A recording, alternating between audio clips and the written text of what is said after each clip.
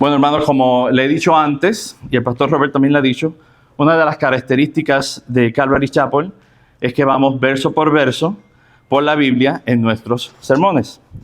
Esto es importante porque nos da el contexto detrás de cada situación que estamos leyendo en la Biblia.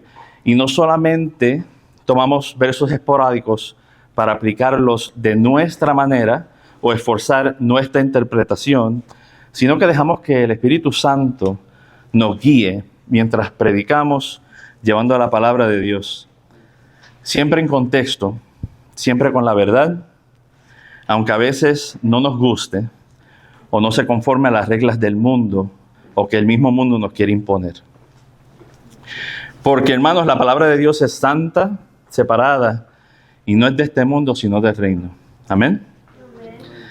Ahora le comparto, hace unos meses el pastor Robert me obsequió un libro de predicación. El libro denota algo importante sobre nosotros como cristianos y nuestro deber con la palabra, en específico la Biblia. Menciona 3 niveles en los cuales se deben llevar las escrituras. Está el nivel formal, en los cuales son los sermones los domingos, que conlleva mucha preparación y una habilidad específica de poder presentarse frente a una congregación, como lo estoy tratando de hacer yo, pero vamos adelante en nombre del Señor. Y está el nivel de enseñanza y amonestación. Les comparto, mientras estaba estudiando y preparándome para el servicio de hoy, tuve una clase de vocabulario, y aquí tenemos la primera palabra de vocabulario, amonestación. Y la amonestación es el poder dar un fuerte consejo que le pueda cambiar la vida a alguien a quien le estemos enseñando la palabra. Y la enseñanza de la palabra puede ser a través de conversaciones con amigos o vecinos, por escritos o compartiendo la palabra en un estudio de grupo. Ahora, antes de poder llegar a predicar sermones o enseñar las palabras a otros, tenemos que conocer el próximo nivel. Como cristianos, debemos poder entender la Biblia lo suficientemente bien para aplicarla a nuestras vidas y poder explicársela así a los demás. Y quizás piensen que estamos viniendo aquí los domingos, estamos escuchando la prédica, y esto puede ser suficiente para entender la palabra y poder llevarla a los demás. Y honestamente, en realidad, es un tremendo primer paso. Les encomiendo por venir aquí y estar aquí a escuchar la palabra. Es un paso primordial, yo diría, para poder hacerlo. Entonces, hay aquellos que además de venir aquí los domingos, también leen su Biblia entre semana. Entonces, ¿será eso suficiente para poder cumplir con estos requisitos? ¿O qué tal de memorizarnos unos versículos en la Biblia y poder llevar así la palabra? Y todo esto es perfectamente bien y muy bueno. Por ejemplo, ¿cuántos se saben Juan 3:16? Bien, vamos a usar las manos. Filipenses 4:13. ¿Todo lo puedo en Cristo? Perfecto. Hay algunos que se memorizan salmos enteros, como mi esposa, que su favorito es el Salmo 91. O ¿cuántos saben del versículo Hebreos 10:40? Ah, bien, ese no existe. Entonces, no se preocupen porque no está en la Biblia. Pero como cristianos, nuestro deber no se limita a la asistencia o a la memorización. Es mucho, mucho más que eso. Tal como está escrito en Mateo 28, versículo 19 al 20. Dice, por tanto, id y haced discípulos a todas las naciones, bautizándolos en el nombre del Padre y del Hijo y del Espíritu Santo, enseñándoles que guarden todas las cosas que os he mandado.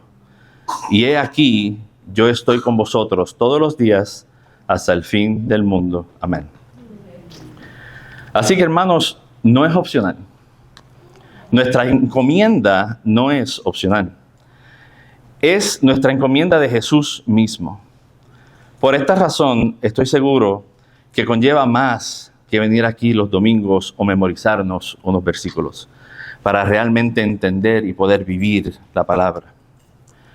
Ahora, ¿cómo realmente podemos cumplir con ir y hacer discípulos si no entendemos las Escrituras y no las aplicamos? pues simplemente no lo vamos a poder lograr.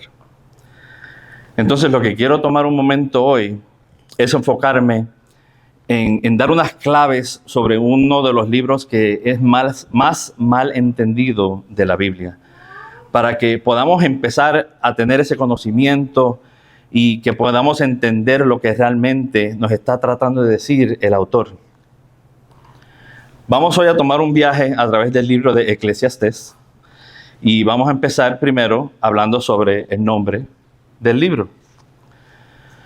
Ahora, seguramente ustedes se pregunten, ¿por qué no ponerle un nombre más común o que se entienda más fácilmente? Por ejemplo, Génesis, Juan, Lucas, Pedro, todos esos son nombres, así que son fáciles de recordar. Sin embargo, la raíz del nombre es algo que conocemos muy bien. No sé cuántos de ustedes asistían a Calvary cuando estábamos en el otro edificio, que estaba al lado de la High School de Pflugerville. Entonces, además de eso, no sé si cuando asistían se dieron cuenta lo que decía arriba de las puertas del cuarto donde tomamos el servicio de español. ¿Alguien aquí estuvo presente durante ese tiempo? Ajá. ¿Cuántos se recuerdan lo que decía? ¿Te acuerdas? Eclesía. Arriba de la puerta decía eclesía. Y esta es la segunda palabra de vocabulario para el día de hoy. Entonces, ¿quién puede adivinar lo que es eclesía?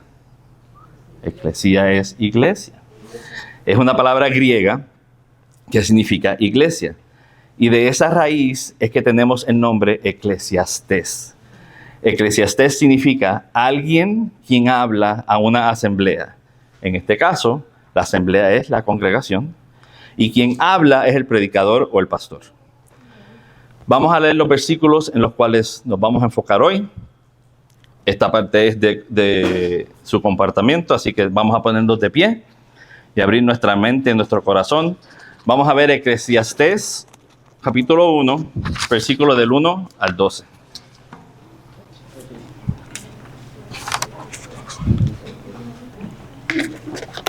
Eclesiastés, perdón. La palabra de Dios dice así. Versículo 1. Palabras del predicador, hijo de David, rey en Jerusalén. Vanidad de vanidades, dijo el predicador. Vanidad de vanidades, todo es vanidad. ¿Qué provecho saca el hombre de toda su fatiga con que se afana debajo del sol? Una generación se va y otra viene, mas la tierra siempre permanece. Sale el sol, se pone el sol y se apresura a volver al lugar de donde se levanta. El viento tira hacia el sur y gira hacia el norte. Va girando de continuo y a sus giros vuelve y el viento de nuevo. Todos los ríos van al mar y el mar no se llena. Al lugar de donde los ríos vinieron, allí vuelven para correr de nuevo. Todas las cosas dan fastidio, más de lo que el hombre puede expresar. Nunca se sacia el ojo de ver, ni el oído de oír. ¿Qué es lo que fue? Pues lo mismo que será. ¿Qué es lo que se ha sido dicho? Lo mismo que se hará. Y nada hay nuevo debajo del sol. ¿Hay algo de que se pueda decir, he aquí, esto es nuevo? Ya fue en los siglos que nos han precedido. No hay recuerdo de los antiguos, como tampoco lo habrá de los venideros en los que sucederán. Yo, el predicador, fui rey sobre Israel de Jerusalén. Dios bendiga su palabra. Se pueden sentar. Gracias por su participación.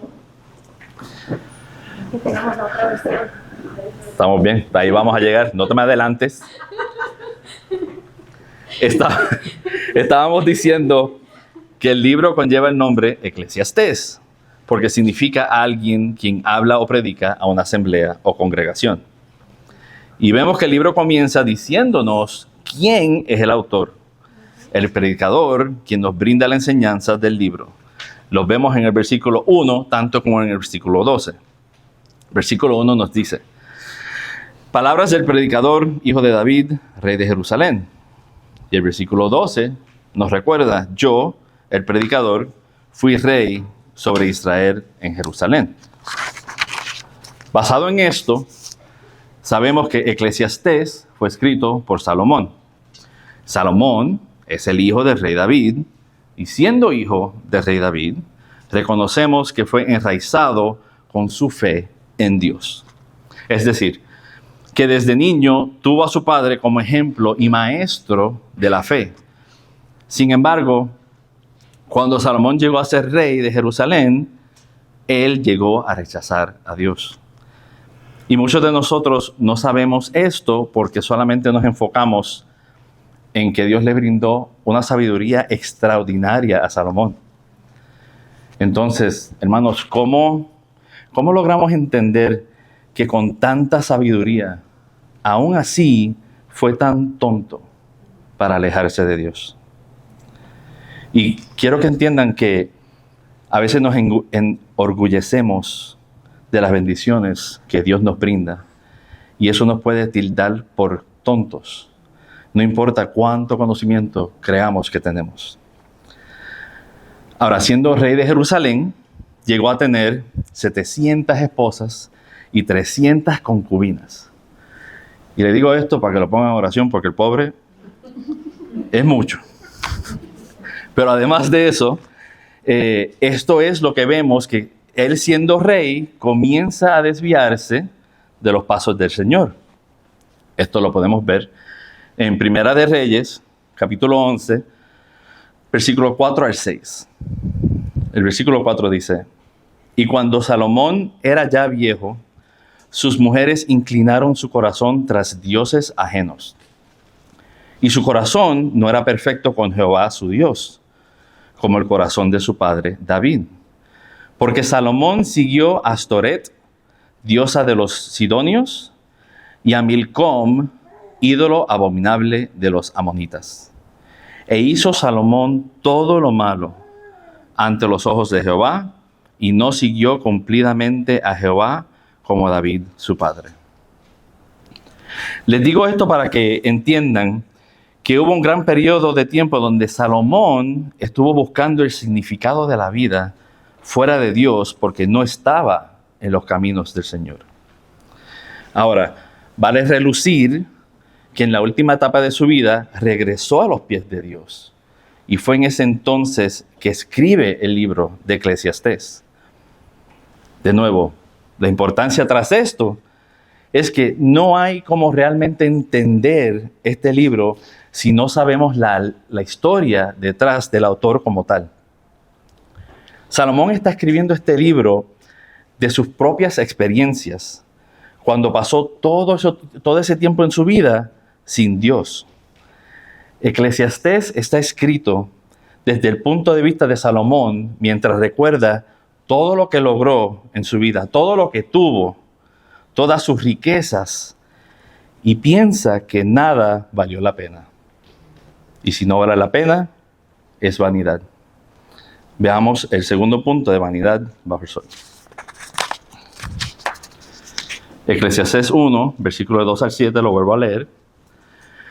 Vanidad de vanidades, dijo el predicador.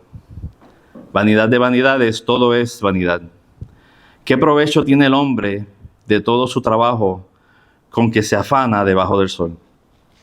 Una generación se va y otra generación viene, mas la tierra siempre permanece. Sale el sol, se pone el sol y se apresura a volver al lugar de donde se levanta.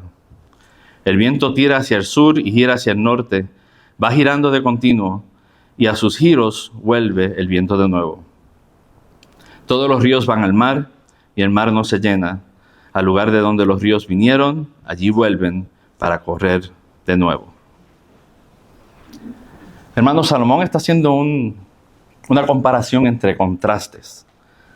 En resumen, básicamente nos está diciendo, las generaciones van y vienen, el sol sale, se pone, el río corre y no va a ningún lado, y realmente nada nos sacia. Las cosas no cambian, el futuro repite el pasado, y nos olvidamos de lo que fue tanto como lo que ha de ser. El libro parece comenzar cuesta abajo, y por eso muchas personas leen el libro de Eclesiastés y terminan con el mismo pensar. Piensan que es un libro deprimente y hasta nihilista. Tercera palabra de vocabulario, nihilista. Aquí nos dice que nihilista es la teoría que no vale la pena creer en nada porque la vida no tiene sentido. Suena como algo bien fuerte, escrito en la Biblia. Y lo podemos tomar como algo deprimente, algo que nos quita el ánimo. Pero vamos a desglosar por qué en realidad el libro de Eclesiastés no es nihilista. Para eso necesitamos reconocer que hay una frase clave que tenemos que entender lo que realmente significa. En Eclesiastés 1:3, yo lo leí en la Reina Valera.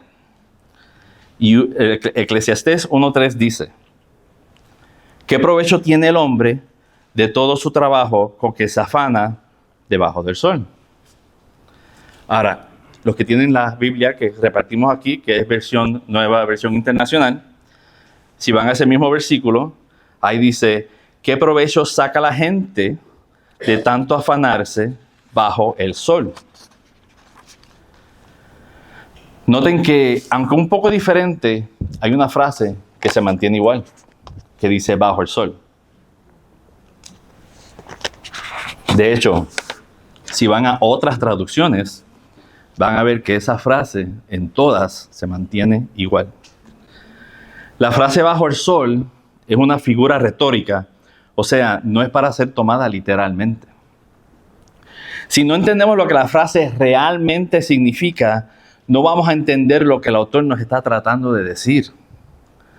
Muchos toman esta frase a significar exactamente lo que dice: estar bajo el sol, estar afuera, pasando calor, sudando, aunque yo sudo hasta adentro, pero estando afuera sudando, haciendo un labor arduo, el cual al fin del día no da fruto.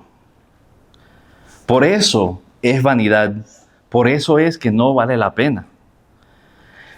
El problema con explicarlo así y entenderlo de esta manera es que el enfoque termina siendo en nuestros esfuerzos y lo que podemos lograr a través de ellos. Y en realidad la frase bajo el sol no significa literalmente bajo el sol. La frase bajo el sol significa viviendo sin Dios en tu vida. Y para los que están tomando notas, significa viviendo sin Dios en tu vida. Y cuando entendemos esto y sabemos que Salomón escribe esto sobre sus experiencias del tiempo que pasó sin Dios en su vida, nos da un nuevo entendimiento sobre el libro de Eclesiastés.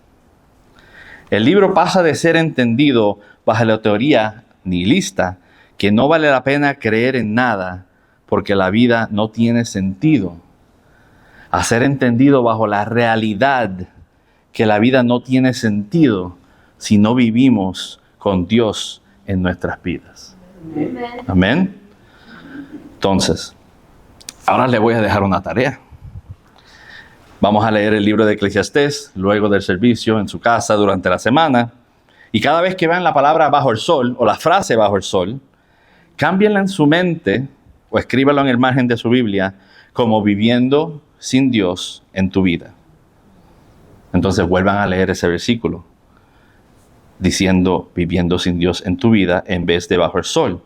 Y así van a poder ver cómo el libro ya no suena nihilista, sino que suena más a que las cosas sin Dios no tienen sentido. Ahora les advierto, la frase sale como unas 30 veces, así que lean con cautela. Y muchos pensarán: Salomón fue rey, fue rico, ¿qué realmente tiene que ver esto conmigo? ¿Por qué me debe de importar que el hombre más sabio y más rico, siendo rey, tenía tanto que se aburrió y todo se le hizo vanidad? Seguramente en comparación, pensamos que este problema no lo tenemos nosotros. Y si pensamos así, yo realmente también me uno a ese pensar. Pero no es el que él haya sido rey, porque ni soy rey, ni soy rico, y mucho menos me considero sabio. Sin embargo, le digo que todos sufrimos de este problema. Tal como nos dice Pablo en Romanos 8:20, que Pablo nos explica, porque, y dice el versículo 20, porque la creación fue sometida a vanidad, no por su propia voluntad, sino por causa del que la sometió en esperanza. Pablo nos está diciendo en parte lo mismo que Salomón, pero nos está explicando que este vacío que Salomón pasó una vida entera tratando de llenar es parte del esquema con el cual Dios nos diseñó. No es una condición la cual nosotros los humanos elegimos, sino algo permitido y creado por Dios. Lo más importante de este versículo en Romanos 8:20 es que termina con la palabra esperanza. La esperanza de ser liberados de esta condición. La esperanza de poder llenar ese vacío. La esperanza que tenemos cuando creemos en Jesucristo como nuestro Salvador. ¿Amén? Ahora, debido a esta condición de la cual nos habla Pablo, tenemos la tendencia de querer librarnos de esa condición por nuestras propias cuentas en vez de recurrir al Señor. Y lo que sucede es que llega un punto en nuestras vidas que llegamos a estar insatisfechos con lo que tenemos o con quienes somos. Nos enfocamos en complacer a nuestro corazón pensando que así vamos a lograr ser felices. Sin embargo, en Jeremías 17:9 nos advierte que nuestro corazón es traicionero. Versículo 9 de Jeremías 17 dice: engañoso es el corazón más que todas las cosas y perverso. ¿Quién podrá conocerlo? Hermanos, somos fáciles de influenciar cuando queremos complacer a nuestro corazón. Ya sea con respecto a lo último en la moda, nos compramos la ropa más fina, pero cuando nos las ponemos no nos queda igual que el modelo. Eso me pasa a mí casi siempre. O quizás queremos el celular nuevo que acaba de salir, pero después de tenerlo, lo único nuevo que trae realmente es el color. Deseamos el carro deportivo o la casa grande, pero después se nos hace difícil poder pagarla. Buscamos el trabajo o la posición que deseamos tener para después darnos cuenta que no es lo que nos gusta hacer y necesitamos unas vacaciones. Pues vámonos de vacaciones.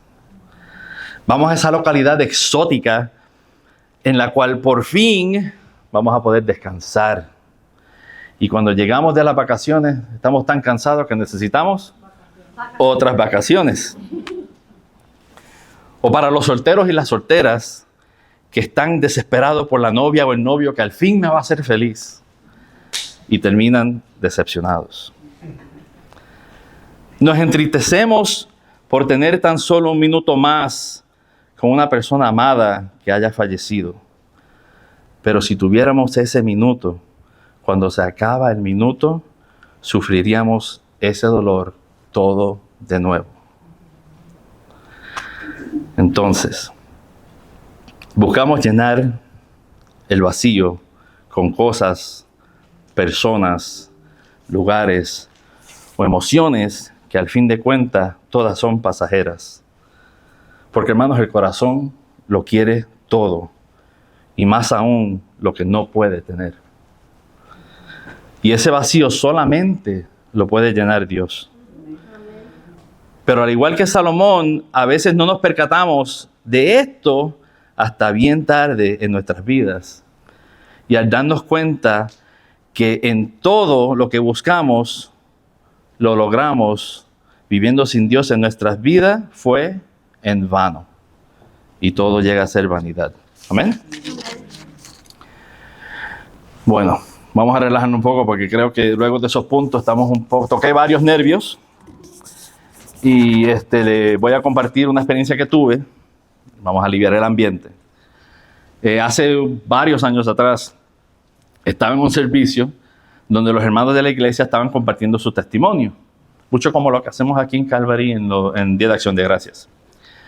Ahora, luego de una hermana compartir su testimonio, escuché a una persona decir que no quería dar el suyo porque era muy básico en comparación con lo que acababa de escuchar.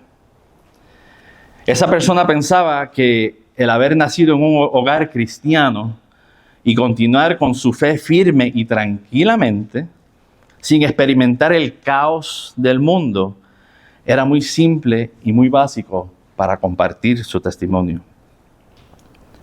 Y a veces caemos en la mentira que nuestro testimonio solamente vale la pena si describe del precipicio del cual Dios nos salvó o del abismo del cual Dios nos sacó. Sin embargo, para mí, el testimonio más impactante es aquel que nos demuestra un fundamento en la fe sin desvío. Porque hoy día lo más común es desviarse de los caminos del Señor. Por eso el libro de Eclesiastés es tan contemporáneo. Este libro en realidad nos sirve como un guía y en parte como una advertencia. Nos sirve como un guía porque Salomón nos está diciendo: no te dejes llevar por nada terrenal, por nada fuera de Dios. Esas cosas que la carne nos pide a gritos. Y a través del libro, Salomón nos dice: tápate los oídos, que no te conviene oír. Todo lo que proviene de vivir una vida sin Dios es vanidad. El libro es una advertencia de que Él ya intentó todas esas cosas y más. Y ninguna valió la pena. Todas terminaron siendo en vano. Otra cosa del libro de Eclesiastés que lo hace contemporáneo es que nos brinda esas preguntas existenciales que todos en algún momento nos hemos preguntado. Y eso nos lleva al punto 3, que se llama Propósito bajo el sol, versículo 8 de Eclesiastés capítulo 1, dice así: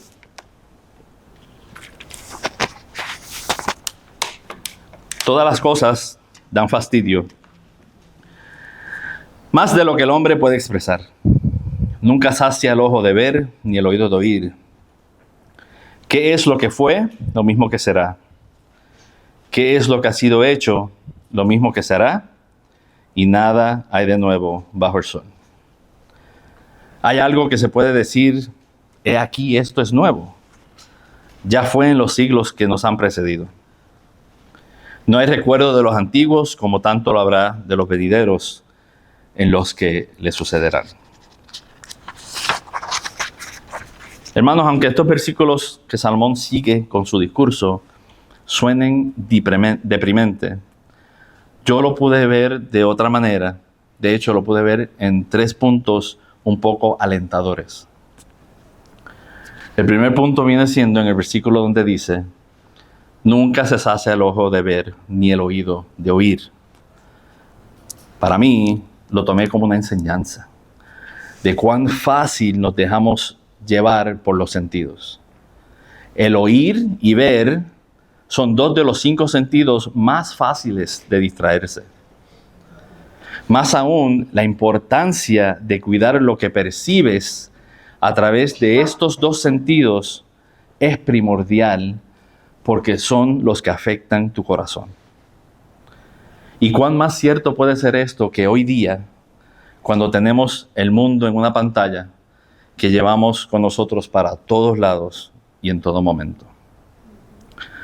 Donde nos pasamos horas viendo historias ajenas, interminables, porque tan solo con mover el dedo sobre la pantalla, rápidamente nos sale la próxima historia. Y mientras más tiempo le dedicamos al celular, menos nos saciamos, porque siempre queremos ver solamente 1 minuto más. El problema está en lo que permitimos que tome nuestra atención y nos afecte el corazón. Cuando nos dejamos llevar por sentimientos, fácilmente podemos ser confundidos y queremos ver algo malo como algo bueno, con tal de otra vez complacer al corazón. Salomón, quien también es el autor del libro de Proverbios, nos recuerda esto en el capítulo 4 de Proverbios, versículo 23 al 25. Proverbios 4, 23 al 25 nos dice: por encima de todo, guarda tu corazón, porque de él mana la vida. Aparta de ti la falsedad de la boca y aleja de ti la iniquidad de los labios. Tus ojos miren de frente y diríjense en tus párpados hacia lo que tienes delante. Tenemos que tomar esto como una advertencia y tenemos que aplicarla a nuestras vidas para poder proteger nuestro corazón, porque de él mana la vida. ¿Ven? El segundo punto que pude ver de estos versículos es donde dice: ¿qué es lo que fue? Lo mismo que será. Para mí lo vi como algo cíclico y lo entendí como temporadas. ¿Me explico? A veces cuando nos enfrentamos con problemas o con pruebas, perdemos un poco la cabeza. O quizás yo solamente soy el que pierdo la cabeza. Pero nos enfrentamos a las pruebas y nos agobiamos y terminamos tan deprimidos como suena Salomón en este capítulo de Eclesiastés. A veces llevamos los percances de esta vida en los hombros cuesta arriba. Y mientras más nos enfocamos en lo que no tenemos, más peso nos tiramos encima y más difícil se nos hace el camino. Sin embargo, todo en esta vida es una temporada. Y tenemos que mantener la vista fija en Cristo, reconociendo que Él cumple sus promesas. Lo que estés pasando hoy no es para siempre. Pero tenemos que perseverar en el Señor para poder pasar de esta temporada en nuestras vidas a la próxima. Y cuando terminemos con las temporadas, podremos llegar a la eternidad, lo cual sí va a durar para siempre. De hecho, Salomón logra llegar a esta misma conclusión un poco más adelante en Eclesiastés, en el capítulo 3, versículo 1, donde nos dice: todo tiene su tiempo y todo lo que se hace debajo del cielo tiene su hora. Por eso no nos podemos agobiar por cualquier escasez que estemos pasando, así sea falta de dinero, sea falta de logros o falta de salud. Mantengámonos fiel con lo que Dios nos ha dado, como nos recuerda en Mateo 25, versículo 23. Su Señor le dijo: bien, siervo bueno y fiel, sobre poco has sido fiel, sobre mucho te pondré. Entra en el gozo de tu Señor. ¿Cómo no ser fiel en lo poco si nos espera el gozo de nuestro Señor? La recompensa que nos espera sobrepasa cualquier falta que estemos pasando en esta temporada. El tercer punto de los versículos que pude ver como un poco alentador es que, y suena raro, pero no hay recuerdo de los antiguos, como tampoco habrá de los venideros. Porque a veces nos pasamos la vida queriendo llegar a alguna posición de importancia, a algún estatus de fama, o ser reconocidos por nuestros logros. Pero Salomón nos recuerda que no será recordado ni el pasado ni el futuro. En vez de tomar esto de forma negativa, como dije, lo tomé un poco inspirador. De hecho, me recordó mucho a Marcos 8, versículos 36 y 37, donde nos dice, porque, o mejor dicho, nos advierte, porque ¿qué provecho hay en una persona que gane el mundo entero y que pierda su alma? Pues ¿qué puede dar el hombre a cambio de su alma? Cualquier posición o galardón que te puedas ganar en el mundo, no vale la pena perder tu alma. Nos enfocamos tanto en trabajar para poder tener una mejor vida para nosotros o nuestra familia. Y paréntesis, no hay nada de malo en eso. No hay nada malo en trabajar duro. Lo malo es enviciarse al punto que terminas perdiendo aquello por lo que piensas que estás luchando. Sea una cosa, sea una persona o lamentablemente hasta la familia. Entonces, hay un decir que dice que el dinero es la raíz de todo mal, pero no es verdad. El dinero no tiene culpa. El problema realmente viene siendo cuando el amor al dinero es la raíz de todo mal. Realmente viene siendo cualquier cosa que termina alejándote de los caminos de Dios. Muchas veces perdemos esto de vista porque no queremos creer que las cosas que nos convienen y queremos hacer vienen de Dios, aunque no sea así. Como humanos somos propensos a creer que estamos haciendo los mandatos del Señor solamente para justificar nuestras acciones. El mismo Saulo pensó que le hacía un servicio a Dios al perseguir los cristianos. Y no fue hasta su real encuentro con Dios que, como Pablo, pudo entender cuán equivocado él estaba. Hermanos, ¿qué podemos lograr en este mundo que sobrepasa la ganancia de la eternidad por la misericordia de nuestro Señor? Realmente nada. Ahora, hablé sobre preguntas existenciales, así que esto nos lleva a la pregunta que creo que todos, o al menos la mayoría, yo incluido, nos hemos preguntado en algún momento en nuestras vidas. ¿Cuál es el propósito que Dios tiene para mi vida? Si se acuerda, hablamos de lo que significa la frase bajo el sol, que viene siendo viviendo sin Dios en tu vida. Entonces, si leemos el tercer punto, con esto en mente, sería el propósito viviendo sin Dios en tu vida. Y ya suena mal. Y honestamente, podríamos terminar aquí. No se emocionen, no vamos a terminar aquí. Pero podríamos terminar aquí. Porque no hay ningún propósito si vivimos sin Dios en nuestras vidas. No hay que buscar razones ni explicaciones para que nuestras vidas tuvieran un propósito, porque sin Dios no hay propósito. Sin embargo, Dios sí tiene un propósito en nuestras vidas. Lo que pasa es que a veces nos desenfocamos de lo que realmente es importante y dejamos que lo terrenal no solamente nos gane, pero también nos ciegue. Ahora, yo siempre he tenido un pensar cuando viene siendo sobre el propósito. Y a veces como cristianos, una de las cosas más difíciles que se nos hace es asimilar, dejar que nuestra vida sea guiada por la voluntad de Dios y no por nuestra voluntad. Queremos asignarle a nuestra vida el propósito que a nosotros más nos interesa.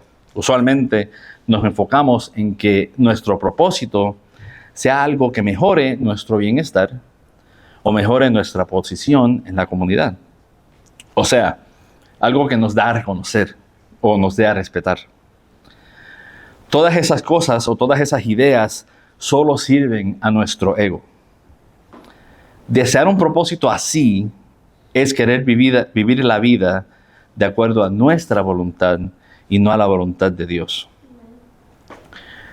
Yo he tenido una analogía cuando tiene que ver con el propósito y hago una analogía con puertas. Porque yo creo que nuestro propósito se descubre a través de diferentes pruebas. Y esas diferentes pruebas las veo como puertas. La primera puerta viene siendo una puerta normal. Estas puertas normales requieren de nuestro esfuerzo para poder pasarlas. Algunas de ellas requieren que nos movamos hacia el frente y las empujemos hasta llegar al otro lado de la puerta. Otras requieren que tomemos un paso atrás mientras jalamos la puerta para poder abrirlas. De una manera u otra, el pasar la puerta conlleva esfuerzo. Nuestro propósito conlleva esfuerzo. Por más que Dios te revele tu propósito, el sentarte y esperar que todo se logre sin tu esfuerzo o tu dedicación a lo que Dios te está diciendo que es tu propósito, no va a lograr tu propósito. El siguiente tipo de puerta son esas puertas revolventes, como las que hay en hoteles, que solamente ya están dando vuelta y tú tienes que entrar en ellas y vas dando vuelta y sales cuando ya abre al otro lado. Entonces, aunque estas puertas no requieren de nuestro esfuerzo, sí requiere que estemos a tiempo para poder entrar y salir de ellas. Si no, nos quedamos dando vuelta o a veces hasta salimos por donde mismo entramos. Dios hace el esfuerzo de mover esta puerta revolvente, pero requiere que tú sigas de su tiempo para poder seguir adelante. Igual que tu propósito no te va a llegar cuando tú lo quieras. Tu propósito te va a llegar en el momento y en la hora que Dios lo quiera, porque el tiempo de Dios es perfecto. Amén. La última puerta son las puertas automáticas, como las puertas de Walmart o H-E-B. Esta puerta solamente necesitas que estemos presentes. Te paras frente a la puerta, ¡pup!, abre. Automáticamente, sin ningún esfuerzo, sin tener que estar a tiempo ni nada así por el estilo. ¿Qué es diferente de esta puerta a las otras dos que mencioné? Lo que es diferente de esta puerta es lo que las tres tienen en común. Esta puerta requiere que estemos presentes para rendirnos a la voluntad de Dios y lograr su propósito en nuestras vidas. Si no estamos presentes, la bendición no nos puede llegar. Si no estamos con Dios en nuestras vidas, la bendición o el propósito de nuestras vidas no puede ser revelado. Por eso creo fijamente que estamos siendo atacados fuertemente con ansiedad, depresión y confusión. El enemigo reconoce que si nos hacemos presente para Dios, vamos a ser aceptados. Dios te acepta tan pronto tú vienes a sus pies. No hay mayor victoria para el enemigo que el alejarte de Dios y hacerte creer que no vales nada. Hacerte creer que tú eres en vanidad, que tu vida no significa nada, que Dios no puede amar a un pecador como tú, que Dios no puede amar a un pecador como yo. El diablo es un mentiroso, iglesia. El diablo usa la duda y el temor para atacar nuestra fe. Sin embargo, Dios no va a medir tus galardones. Dios no va a medir tus obras. Más importante, Dios no va a medir tus faltas.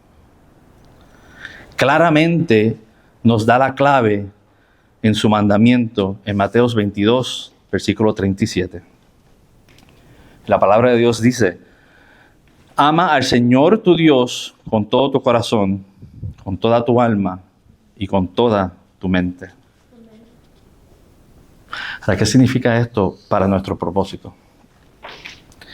Igual que los dones del Espíritu Santo son dados y no igualmente a cada persona, el propósito que Dios tiene para ti es algo que Él te va a revelar a través de oración y ayuno. Ahora, siempre y cuando permitas que sea la voluntad de Dios y no la tuya. Ahora bien, hay algo que seguramente les he compartido antes, y es que yo creo que antes de cualquier propósito individual que Dios tenga para tu vida, hay un propósito en común como cristianos para el cual todos fuimos creados. Y esto lo podemos ver en Isaías, capítulo 43, versículo 7. El cual dice: todos los llamados de mi nombre, a los que para gloria mía he creado, los formé y los hice. Todos los llamados de mi nombre somos nosotros, iglesia. Somos llamados a ser hijos de Dios, quienes creemos en su promesa y que Él es nuestro Salvador. Nosotros, hermanos, que le llamamos Padre, Abba, fuimos creados con el primordial propósito de su gloria. Esto no tiene que ver con nosotros. Esto tiene que ver con Dios. Esta vida, nuestro propósito, nuestra necesidad, ese hueco en nuestro corazón, solamente lo llena Dios. Esta vida no tiene que ver con nosotros. Esto tiene que ver con Dios. Nuestra victoria no son las ganancias de este mundo, sino la eternidad en el reino. Y como único podemos lograr esto es viviendo con Dios en nuestras vidas. Por eso quiero tomar la oportunidad en el día de hoy y dejar un tiempo abierto para cualquiera aquí que desee entregar su vida a Dios, que no lo ha hecho todavía. O si todos hemos venido a los pies del Señor, si estamos cansados de luchar contra la corriente a solas y hemos tratado de llenar ese vacío con todos menos con Cristo, vamos a tomar el momento hoy y probar a Cristo para llenar ese vacío, para poder llegar a Él, para no luchar a solas, para que Él llene ese vacío. O si alguien se siente que ha estado apartado, tanto como lo tuvo Salomón, siendo sabio, siendo rico, se apartó del Señor. Si alguien está en esa posición y quiere regresar con el Señor, esta es tu oportunidad. Si el Espíritu Santo te está llamando a gritos y por fin hoy le quieres contestar, toma un momento, inclina tu cabeza, cierra tus ojos, levanta tu mano, pídele a Dios, recurra a sus pies. Quizás el Espíritu Santo te dice, ponte de pie. Si te sientes con la convicción de que Él te mueve y no te avergüenzas de tu fe y quieres ponerte de pie, quieres venir al frente, quieres decir, Dios es mi Salvador. Tal y como Jesús está en la cruz o estuvo en la cruz con sus brazos abiertos, así con sus brazos abiertos, Él te espera y te acepta. No esperemos a mañana, porque su regreso es inminente. Vamos a orar. Señor, te doy gracias por este momento, te doy gracias por tu palabra. Te doy gracias por ser tu instrumento, Señor. Que la gloria sea para ti, que los ojos vayan a ti, Señor, que no sea una persona, como dice Jeremías 17:5, maldito el que cree en el hombre, porque los ojos y la vista y el enfoque debe ser en ti, Señor. Esto es solamente un clamor a tu misericordia, Señor. Es un clamor a venir a tus pies, a adorarte, a conocerte, a tener esa relación, Señor, contigo, que no se necesita intervenir a través de nada, porque tenemos una conexión directa, Señor, contigo. Porque tú eres Padre, Señor. Porque de todos los nombres en la Biblia que te llaman Jehová, Rafa, el único en el Nuevo Testamento que es nuevo es Padre, es Abba, porque ahí fue que tu Hijo vino al mundo. Pedimos, Señor, que en este momento tu palabra se glorifique. Y como mencioné, que podamos entender, aplicar y llevar tu palabra como tú nos encomiendas, Señor. Alzamos nuestros corazones, abrimos nuestra mente, te damos la gloria solamente a ti. Pedimos esto en el nombre de tu Hijo Jesucristo. Amén.